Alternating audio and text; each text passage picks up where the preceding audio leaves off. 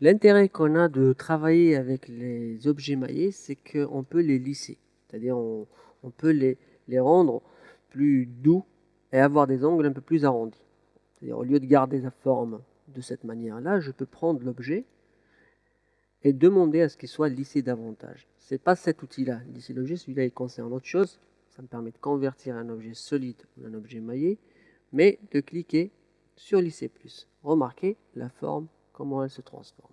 Si je reclique à nouveau sur le plus, il est davantage lissé. Si je reclique à nouveau sur le plus, il est encore lissé. Et encore une fois, il est lissé. Et ça, c'est le dernier volet. C'est-à-dire à partir de là, vous ne pourrez plus lisser. Un ou plusieurs objets compris dans le jeu de sélection actuel ne peuvent pas être lissés davantage. C'est-à-dire vous arrivez à la limite. Pour quelle raison? Parce que chaque objet maillé, dans ses propriétés, il a 4 niveaux de lissage. Remarquez, lissage aucun, donc l'état initial, ou bien niveau 4, l'état maximal. Remarquez que je peux, dès la création, avoir un lissage ou un niveau de lissage. Ici, niveau de lissage de l'aperçu, je peux dès le départ le créer ou créer la boîte de la sorte.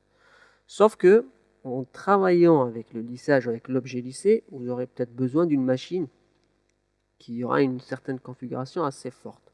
Pour quelle raison? Parce que l'objet, il sera géré, il sera un peu plus difficilement gérable, disons, qu'un objet qui n'est pas lissé. Donc, mais ça n'empêche pas de pouvoir travailler dessus. C'est-à-dire, je peux prendre la face, demander à pouvoir déplacer cette face, pourquoi pas, Enter. Voilà. Et si vous remarquez comment je suis en train de modifier et d'agir sur mon objet. Ça devient même agréable à travailler. Voilà. Je peux lui dire, j'aimerais extruder, pourquoi pas, cette face, Enter. Voilà, et ça me permet de créer des formes assez rigolotes. N'est-ce pas? Voilà. Tout ça, évidemment, avec un solide, avec les outils qu'on a vus jusque-là avec le solide, c'est mission impossible. D'où l'intérêt de ces objets maillés. Donc là, j'ai quelques objets maillés que je peux lisser au fur et à mesure. Je peux prendre donc soit par les propriétés, soit venir avec ces deux outils, lisser plus, celui-là, Enter, encore plus, ou bien lisser moins, c'est-à-dire revenir à l'étape d'avant, qui reviendrait à changer, en sélectionnant, à changer le lissage ici.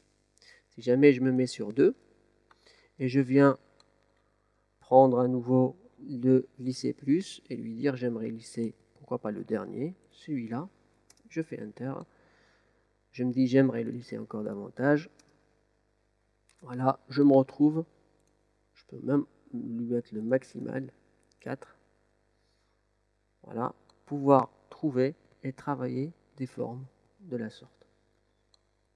Donc vous avez vraiment, avec ces outils de lissage, intérêt à travailler peut-être sur l'un de ces 4 volets. Le plus économique, disons, en termes de puissance, c'est toujours le niveau le plus bas. Maintenant, le niveau 4, c'est le niveau qui vous donne le plus de lissage et c'est aussi le niveau le plus exigeant.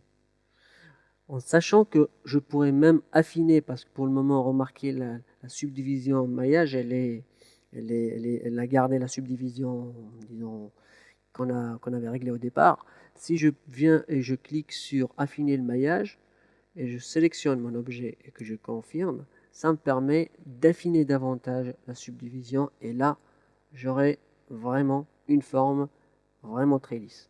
Ça me permet tout simplement de pouvoir créer certaines formes organiques que je ne pourrais pas créer autrement qu'avec l'outil maillage.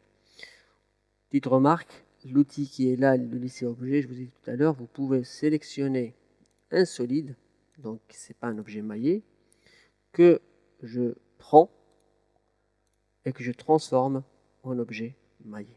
C'est-à-dire, ça me permet de transformer un solide en un objet maillé. Voilà. Ça vous permet de vous lancer dans des formes incroyables.